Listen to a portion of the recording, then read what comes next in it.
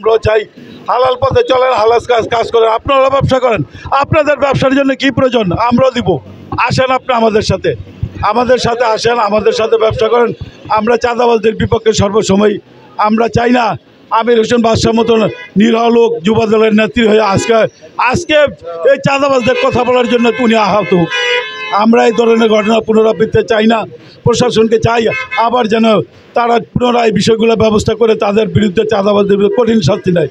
প্রয়োজনে এখানে তল্লাশি করা হোক, অস্ত্রবাজদেরকে তল্লাশি করা হোক। এখানে এখনও অস্ত্র আছে, অস্ত্রের গুদান এখনও মিতালি মার্কেট আছে। প্রশাসনকে চাই তারা যৌথ অভিযান চালিয়ে এই অস্ত্রগুলো উদ্ধার করুক। এই প্রশাসনের কাছে এই দাবি রেখে আমি আমার বক্তব্য এখানেই শেষ করলাম। আসসালামু আলাইকুম।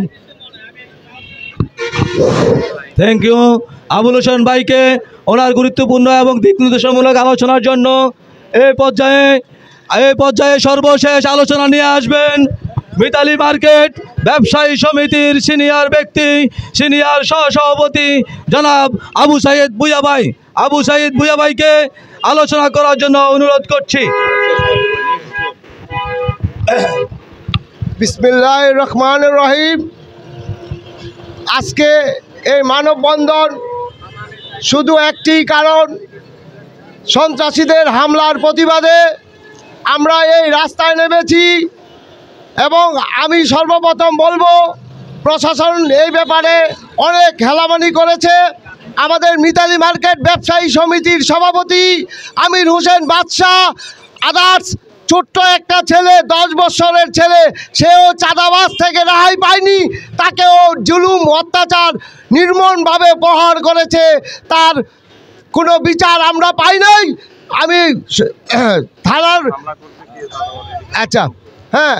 মাইনুল, আর তার নাম জানি কি, মাইনুদ্দিন, মহিউদ্দিন, লিটন, জয়নাল 17 তারিখেও এদেরকে ছোট্ট বাচ্চা শিশু তিনতলা থেকে ফালাই দিছে। পুলিশ কোনো পদক্ষেপ নেয়নি। আমি পুলিশের দৃষ্টি আকর্ষণ করে বলবো যে আপনারা এই জিনিসটাকে গুরুত্ব দেখেন। মিতালি মার্কেট একটা ব্যবসায়ী সমিতি সংগঠিত হয়েছে। এদের ধারণা, এদের ন্যায় নীতি, সন্ত্রাস বিরোধী আন্দোলন, সন্ত্রাসকে কোনো রকম প্রশ্রয় দেওয়া যাবে না। কিন্তু দুঃখের বিষয়, আমরা আহত হওয়ার পরেও পুলিশ প্রশাসন তাদেরকে অস্ত্রসহ পাওয়ার পরেও কি করে ছেড়ে দেয়, এটা আমার মাথায় আসে না, আমার বুঝে আসে না। কেন, কি কারণে এদেরকে আবার অস্ত্রসহ পাওয়ার পরেও তাদেরকে মুক্তি দিয়ে দেয় প্রশাসন? জানি না আইন কিভাবে ফাঁক ফোকর নিয়ে তাদেরকে বের করে দেয়। আরও অনেক দুঃখের বিষয়, আমরা তো সন্ত্রাসী চাই না, আমরা সন্ত্রাসী পক্ষপাতী না। আমাদের ব্যবসা, আমরা ব্যবসা করি, ব্যবসা করে ফ্যামিলি নিয়ে চলতে চাই। ব্যবসায়ীদের উপরে যে হামলা হয় এটা প্রতিহত করার জন্য আমি বর্তমান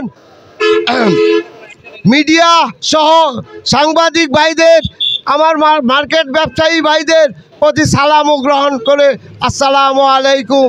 আজকে সবার সমাপ্তি এখানে ঘোষণা করলাম। যারা হামলা করছে তাদের বিচার অচিরেই, তা কার ছত্রছায়ায় তারা হামলা করেছে। আপনি এই যে আজকে মানববন্ধন করতেছেন যাদের বিরুদ্ধে, তারা আসলে কার শেল্টারে চলে, কার শেল্টারে এসব করতেছে, এই বিষয়টা একটু বলবেন, ঠিক আছে? কার শেল্টারে, কার মধ্যে এই মানে এটা কার শেল্টারে কি করতেছে, তাদের অনেক উচ্চ লেভেলে আছে। আপনি কি কথা বুঝছেন? এই যে আজকে আপনারা মানববন্ধন করতেছেন যাদের বিরুদ্ধে, তারা কার শেল্টারে তারা এই রাজত্বটা করতে চাইতেছে বা করতে চাইতেছে,